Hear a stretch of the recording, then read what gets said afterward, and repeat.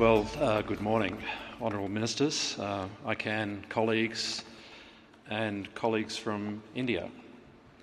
It's a great honour to be up here speaking at this particular point in the program. I'm speaking for the regional internet registries who collectively manage IP addresses, IPv4 and IPv6 addresses in 5 regions of the world. I'm the head of one of those, APNIC, which serves the Asia-Pacific region, including India, of course. Last time I spoke at an ICANN meeting was 18 months ago or so, during ICANN57 in Singapore, and I said then that we numbers folk were the lesser known community of ICANN, that we account for maybe 1% of the time and energy that's spent here in these meetings. And there are good reasons for that, but I did hope that my speech and this one might raise our profile at least a little bit. In any case, on behalf of the NRO, the Number Resource Organisation representing the RIRs, I do want to thank ICANN for the opportunity to be here and to wave the numbers flag again. So in the last 18 months, a lot has happened. For a start, there have been at least 15 or so RIR meetings around the world, including several thousand people. At least 50 different address policy proposals have been considered and quite a few policy decisions taken. Among those, for instance, the opening of inter-RIR IPv4 transfers among 3 of our regions, adjustments to transfer policies, to other IP addressing, IPv6 and ASN related policies.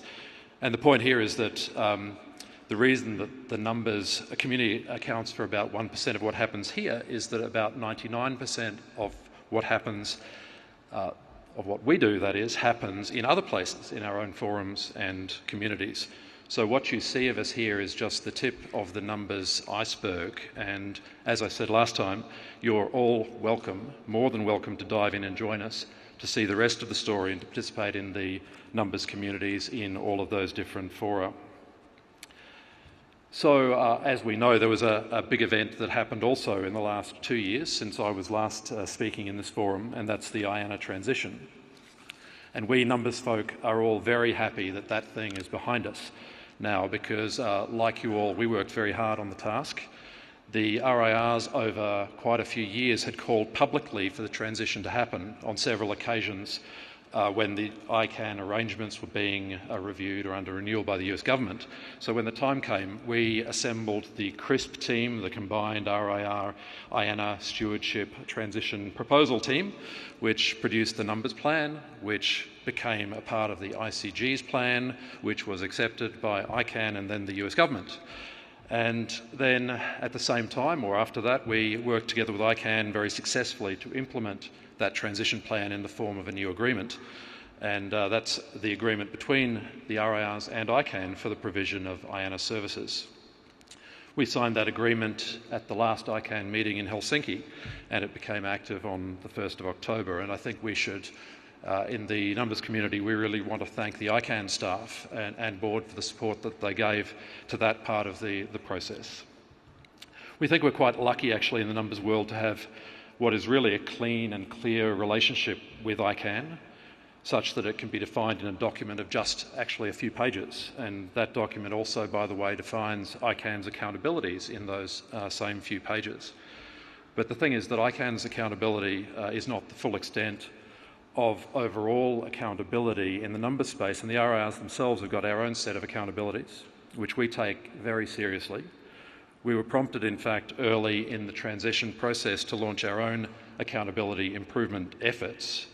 And so, for instance, we've published a guide in the form of a matrix to the respective governance mechanisms of all of the RIRs. We've undertaken an independent accountability review of the individual RIRs as independent membership-based community organisations.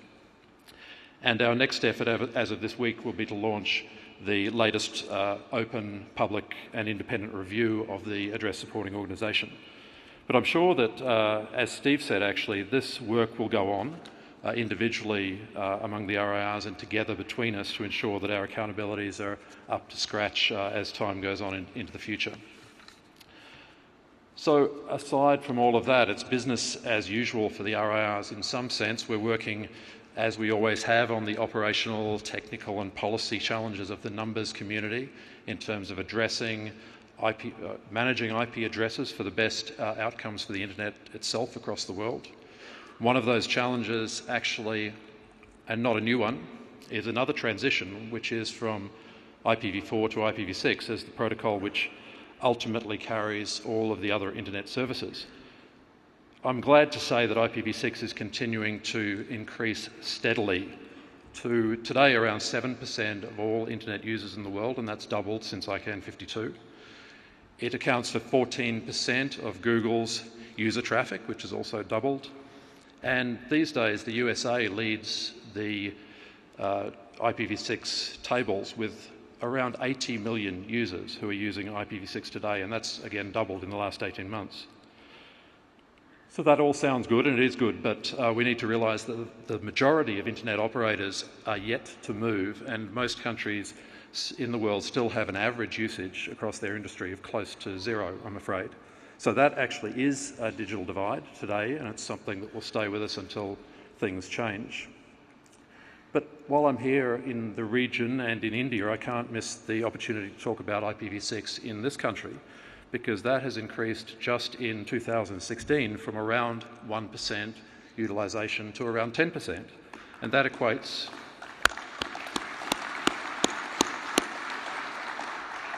that does equate to something like 50 million internet users in India who are using IPv6 these days, and that will make India in the very near future the largest IPv6 population on the planet.